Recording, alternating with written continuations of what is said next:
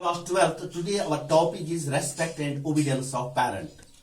The most significant relationship in the world exists between man and his parents. In the Quran, the respect and obedience to parents have been described in next only to the right of Allah. Quran में वक़ज़ा रब्बुका अल्ला ताबुदु इल्ला इय्याहु व bill वालिदैनि इहसाना। जब हम respect and obedience to parents लेते हैं, इज्जत और फरमाबरदारी अपने वालिदैन के तई, तो ये एक बहुत बड़ा रिश्ता है इस दुनिया में। और खुदा फरमाते हैं कि अगर कुरान मेरी इबादत के बाद अगर आपको किसी का हक है आप पे, तो वो आपके वालिदीन का है।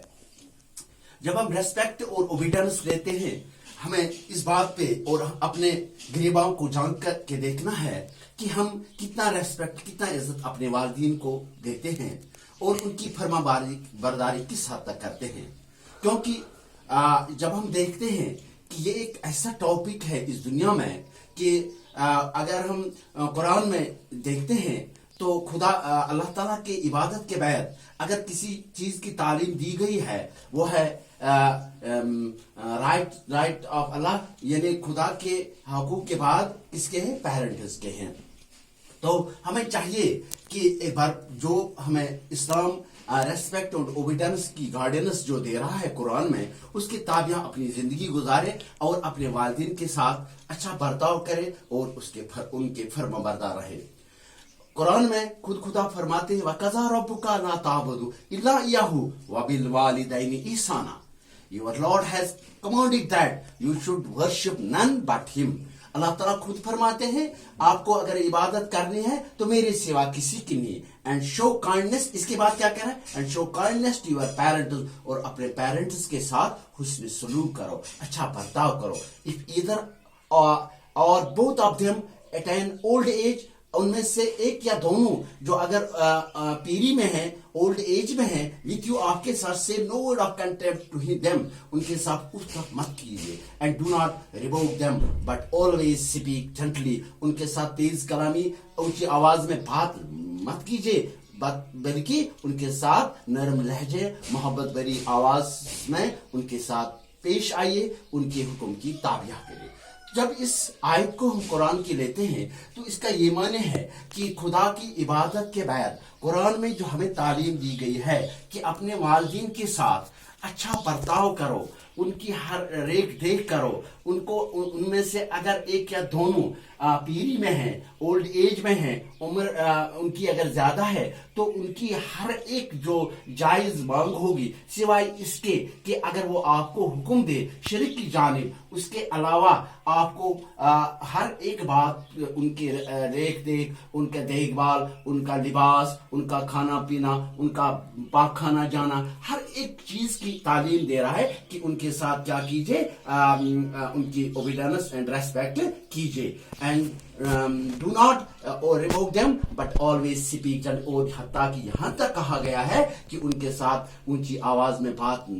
मत कीजिए, बल्कि नरम लहजा और मोहब्बत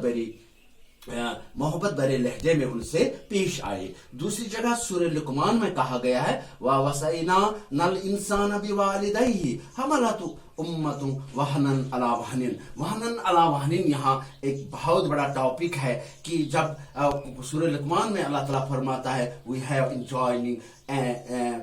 man kindness to his parents, हमने इंसान को अपने वालिदैन के साथ रहमदिली और खुश असलूबी के साथ पेश आने का हुक्म दिया है, क्योंकि his mother bore him in pain and pain she gave birth to him. अगर उसकी वालिदैन में से जो माँ है वो ड्यूरिंग प्रेगनेंसी तकलीफ से तकलीफ, पैन एंड पैन, वो बहुत ऐसे तकलीफ दे मरहलों से गुजरती है during her pregnancy, and she gave birth to him, जब वो उससे दुनिया में बच्चे जन्म देता है, तो उसकी जब वो बाज़ाब्ता दौर प्रेगनेंसी के बाद जब बच्चा जन्म लेता है, तो उस वक्त भी दर्द ज़ेह का एक बहुत बड़ा मसला होता है इसकी माँ के साथ। तो इसलिए ये कहा गया है कि وَقَضَى رَبُّكَ أَلَّا تَعْبُدُوا إِلَّا إِيَّاهُ وَبِالْوَالِدَيْنِ إِحْسَانًا وَوَصَّيْنَا الْإِنسَانَ بِوَالِدِهِ حَمَلَتْهُ أُمَّهُ وَهْنًا عَلَىٰ وَهْنٍ، کیونکہ اس کی ماں ڈیورنگ پریگننسی تکلیف سے بڑھ کر بہت بڑا تکلیف سہتی ہے، تو اور اس کے بعد جب وہ دنیا میں جنم لیتا ہے بچہ تو اس کو پالنا، اس کا پاک کھانا جانا، اس کے کپڑے دھونا، اس کو بڑا کرنا، اس کے باقی معاملات یہی والدین کرتا ہے، لہذا اپنے والدین کے ساتھ خوش اسلوبی سے اچھے فرمانبردار اور اوبیڈنٹ رہے۔ جب میں واقعہ ایک پیش کروں، ایک بزرگ جب اس کی ماں اس کو رات میں کہتی ہے کہ بیٹا مجھے پانی چاہیے، وہ پانی لے کے آتا ہے، لیکن وہاں اس دیر تک اس کی ماں کی آنکھ لگ گئی، وہ بیٹا وہیں کھڑا سراہنے ماں کے وہ گلاس لے کے، تب تک جب تک صبح ہوئی تو ماں جب بیدار ہوئی کہا بیٹا یہ کیا آپ ہاتھ میں لوٹا لے کے؟ کہا کہ ماں آپ نے رات کو پانی مانگا تھا، لیکن جب میں واپس لوٹا تو آپ کی آنکھ لگ گئی تھی، تو اس لیے میں نے اچھا نہیں سمجھا کہ آپ کو اس نیند میں خلل کروں، بیدار کروں۔ یہ تھا this was obedience, this was respect. جب ہم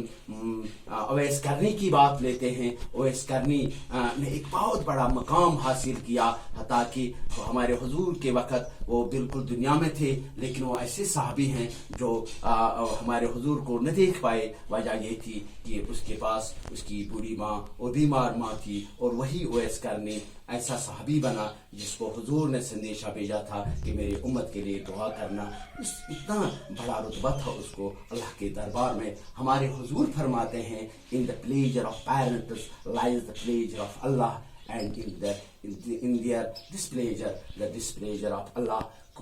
ہمارے حضور فرماتے ہیں ماں باپ کی خوشنودی میں خدا کی خوشنودی ہے، اور اگر ان کی ناخوشی میں خود خدا آپ سے روٹھے ہوئے ہیں، لہذا ہمیں چاہیے، اور آج کے دور میں ہمیں اس چیز کا بہت احساس ہو رہا ہے کہ جب ہم ارد گرد دیکھ رہے ہیں، اپنے گریبان میں جھانک کے دیکھتے ہیں کہ ہم اپنے پیرنٹس کے ساتھ کیا سلوک کرتے ہیں، اور اسلام قرآن ہمیں کیا تعلیمات اور ہمارے حضور نے پیرنٹس کے ریسپیکٹ اور اوبیڈینس کے بارے میں ہمیں کیا تعلیمات دی ہے۔ انشاءاللہ ہم اسی پہ عمل کریں گے اور خدا کی بارگاہ میں اجر عظیم پائیں گے انشاءاللہ۔ تھینکس۔